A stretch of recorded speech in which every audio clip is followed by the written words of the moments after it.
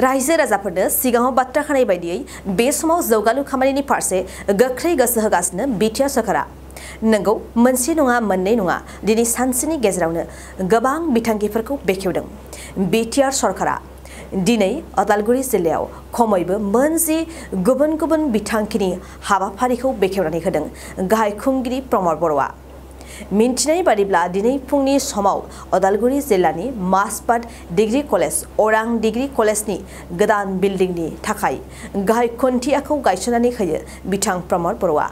बेनि अनगायैबो फुंनि समावनो रौथायाव मडेल एलपि स्कुलनि गोदान बिल्डिं गायसननाय अदालगुरिनि नलबारियाव बड'फा इउएन ब्रह्मनि मुसुखा बेखेवनाय आरो डिस्ट्रिक्ट लाइब्रेरिखौ बेखेवनानै होबावदों।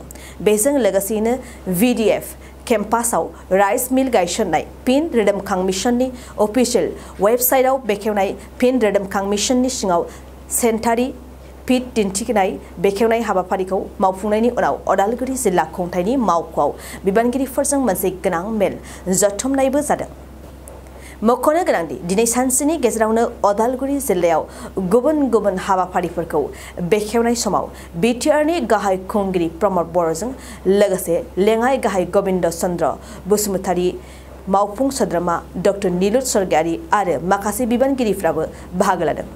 दिनै बेफोर गोनां बिथांखि बेखेवनायनि सायाव बिथां प्रमद बर'आ मा बुंदों फै आबुं बाथ्राखौ मिन्थिना लानि।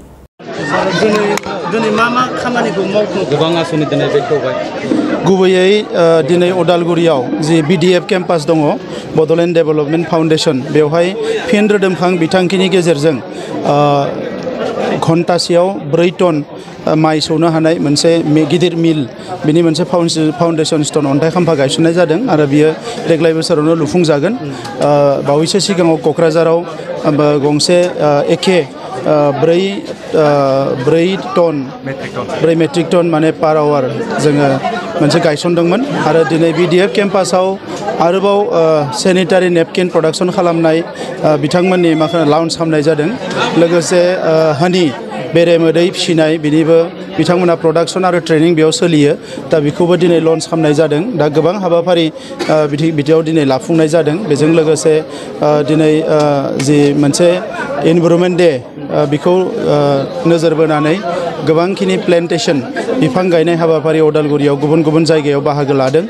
माखासे कलेजाव अन्थाइ खाम्फा गायसननाय गोदान स्कुल बिल्डिं लुनाय बे हाबाफारिफोरखौ दिनै नायबिजिरनाय जादों आरो नैबे प्रग्रामनि उनाव जोङो अदालगुरि DC अफिसाव माखासे रिभिउ मिटिं जिरायगोन।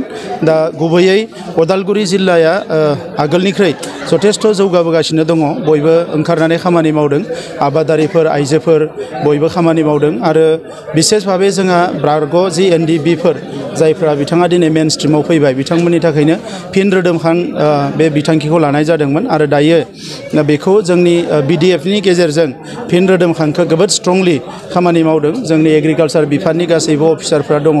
बयनिबो बाहागो लानायाव बे खामानिया गोबां स्पिडआव सोलिगासिनो दङ। बड'फाखौ सावनाय जे हांगारखौ दोननाय जायगा बड'फाखौ हांगारखौ दोननाय जायगायाव दिनै बिथांनि मुसुखा गायसननाय जादों आरो बै समाव बिथांनि हांगार दोनफैनाय समाव बे फिल्डखौ मिनि स्टेडियाम हिसाबै फोसावदोंमोन होनदों। दासिम बेयाव जेबो मावनाय जायाखैमोन आरो दिनै आङो हांगारखौ दोननाय जायगायाव बड'फानि मुसुखा बेखेवनाय लोगो लोगोनो रायजो राजाफ्रा फोरमायनाय बायदियै देग्लाय बोसोरावनो बेयाव मोनसे मिनि स्टेडियाम गायसननाय जागोन आरो बे हाबाफारिखौबो बड'फानि मुङाव थाबैनो मावफुंनाय जागोन। सार 2022 मायथाइयाव अंगनाबादिनि मोनसे रिक्रुटमेन्ट जादोंमोन।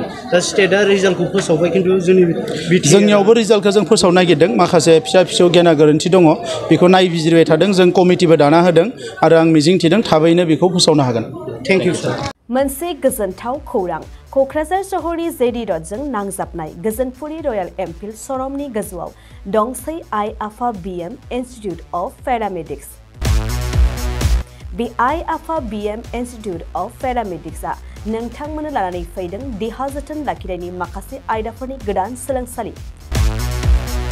10+2नि उथ्रिसारनाय बिजाथि एबा फरायसाफोरा बे पेरामेडिक्सआव गावारि सोलोंथाइखौ लानो हागोन।